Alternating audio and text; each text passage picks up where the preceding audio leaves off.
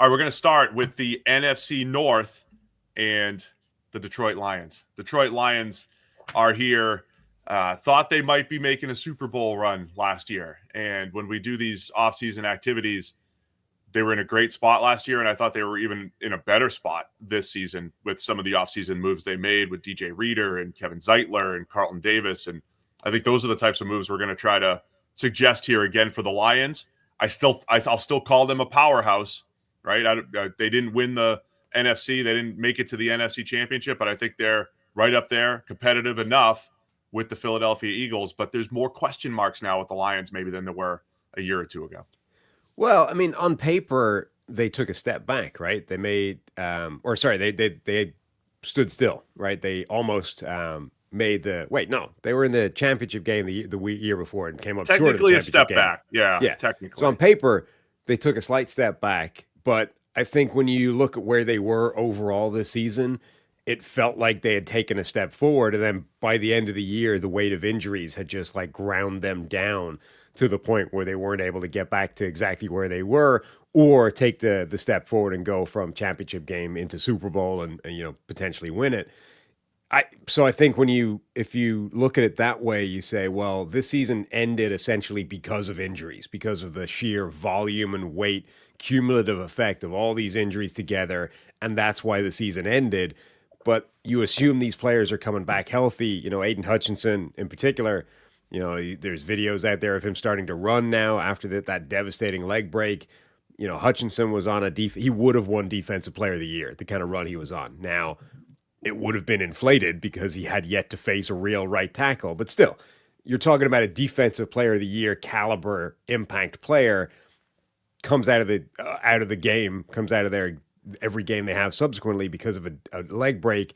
He should be back in business next year, along with a bunch of other players that were injured. So actually, yeah, they've got a couple of holes here or there, but I feel like this Lions roster overall is in really good shape again. No, I agree. They definitely are. And last year, I mean, we've talked a lot about the Lions team building effort and how, when Brad Holmes first got there and Dan Campbell, when they started to pair up, they went, kind of with the trenches first. They had some good offensive line pieces. They added to that. Then they just built from the inside out and just kept stacking pieces and getting guys like Amon-Ra St. Brown and Aiden Hutchinson, and they added stars, right? I mean, so here they are. And I thought last offseason was really good. And I think they replicate that, which was, hey, we need a starting right guard. Here's Kevin Zeitler for $6 million. Let's do the buy low on Marcus Davenport like the Minnesota Vikings did 2 years ago. Right. It didn't work, but I think the process was sound. Let's go get DJ Reader to put next to Alim McNeil to add more depth on that defensive line. So to me, this offseason is similar. The other one was the Carlton Davis trade that they made, giving up a third rounder to bring him in as a starting corner, but they also future-proofed that position with their first 2 draft picks. So yes, the other thing about the depth issue last year with the Lions, like it's a minor miracle that they had the number 1 seed after all of that. I mean, that was more a testament, I think, to the depth that the Lions built, the fact that they had all those injuries.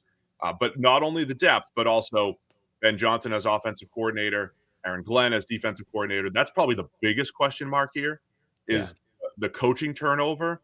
But we'll talk talent and, the roster build right here. And I think the Lions are in good shape, assuming they can, keep things somewhat similar schematically.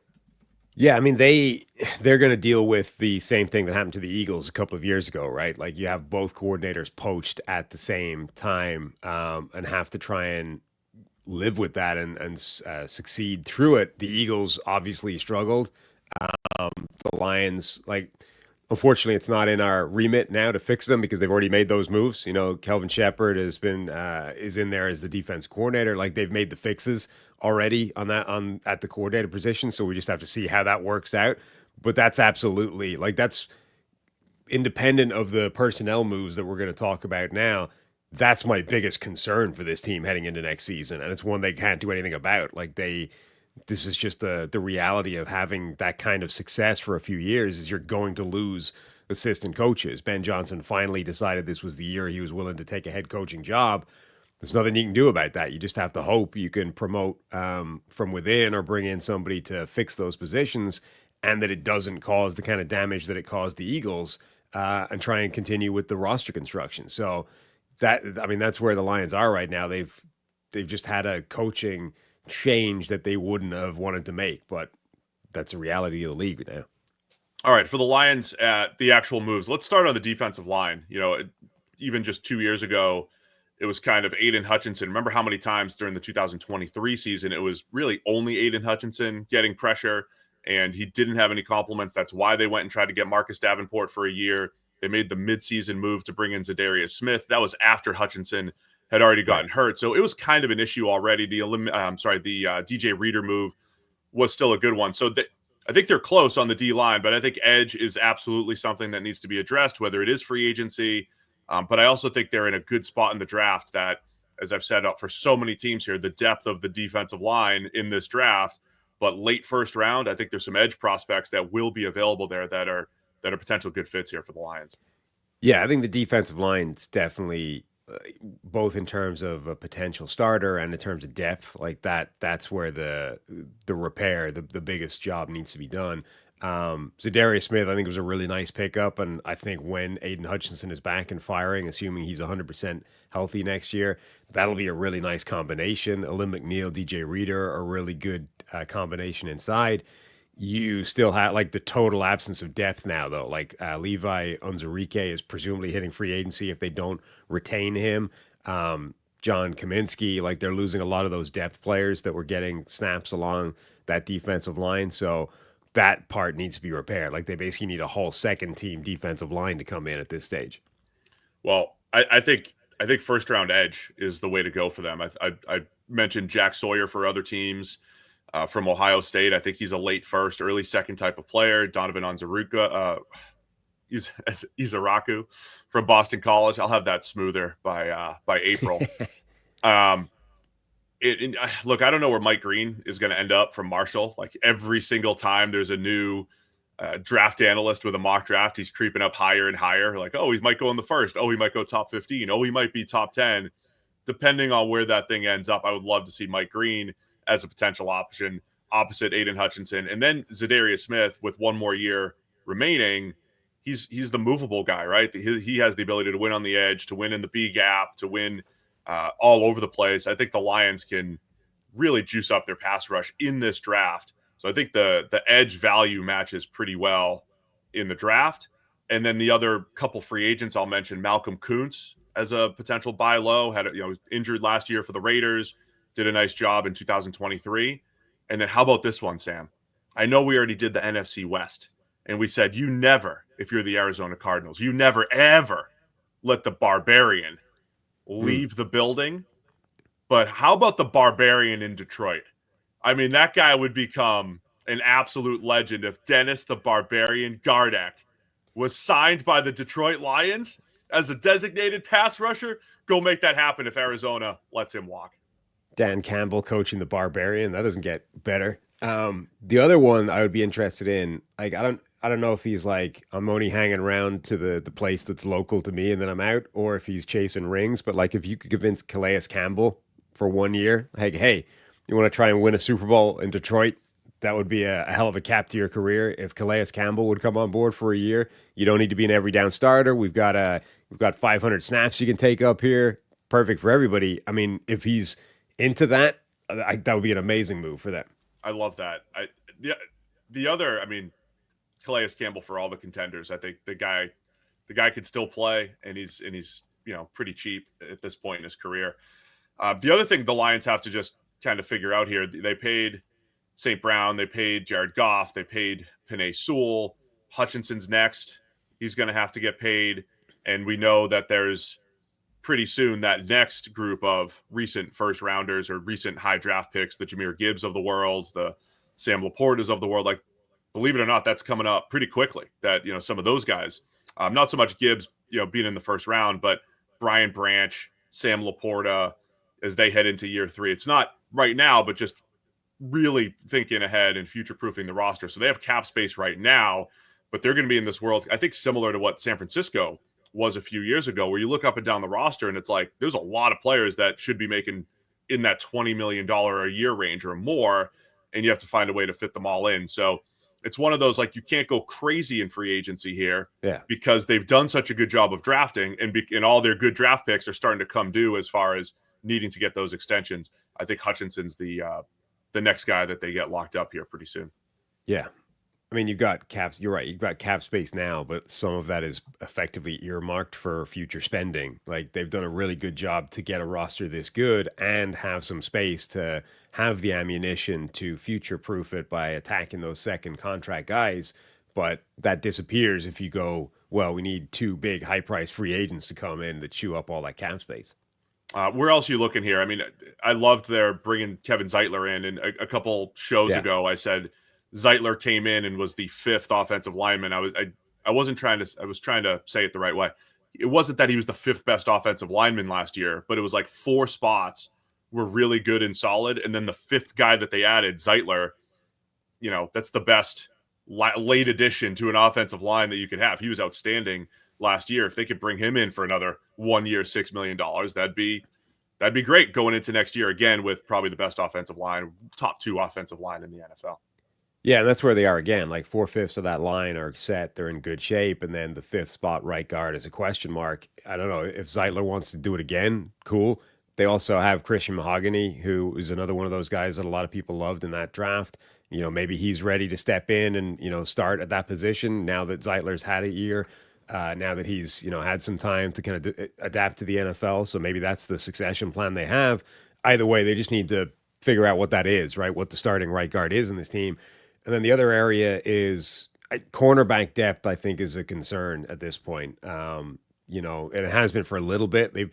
That's the one area where they've struggled the most, I think, to try and lock down like a real good answer at those positions. They're generally speaking, I think the work that, Brad Holmes, Dan Campbell, that group has done to assemble this roster has been incredible. The one area where they've consistently just not quite been able to get the correct answer to the puzzle is corner, where they've tried the draft, they've tried free agency, they've tried the draft again, and now you're back to like, well, okay, Carlton Davis was a pretty good stopgap. He's theoretically on his way out the door if you don't retain him. Terrion Arnold, your top draft pick last year, up and down as a rookie, like the potential is there, but we're still very much potential. We're not looking at his rookie season and going guaranteed superstar the way we were with, Quinyon Mitchell, say, from Philadelphia. You've got young players there, but you definitely would want to add a guy, I think, that you like as a comfortable starter on one spot. Yeah, is that a place where either they try to get Davis back, depending on what the market is, Carlton Davis, or is that a potential landing spot for a DJ Reed? Right. What they did last year was draft their first 2 picks, Terrion Arnold, Ennis Rakestraw from Missouri. Their first 2 picks were corners. They also match up pretty well with some of those late first-round corners that I've been talking about, the guys that were injured last year, Benjamin Morrison from Notre Dame, if they're around. But I don't know if you want to spend 2 firsts and a second on corners in back-to-back years if you're the Lions, especially when you have some of those needs up front in the trenches with the depth of this draft. So it does feel like another mix of let's hope that Terrion Arnold takes a step forward in year 2 and pair him with a veteran, and you have Rakestraw, you have Amik Robertson, you have some depth there that hopefully they don't have to tap into as much as they did this past season. And, we'll see what this defense looks like, whether it adapts, whether it changes a bit versus what it was a season ago, given the change in coach. But they ran a ton of man coverage last year. Somebody like Paulson Adebo from the Saints, that's a physical man-covered type of corner that I think would make sense in this defense, assuming it's the same as it was a year ago. I think actually once he's healthy, coming off the broken femur there that he had. Right. Well, once he's healthy.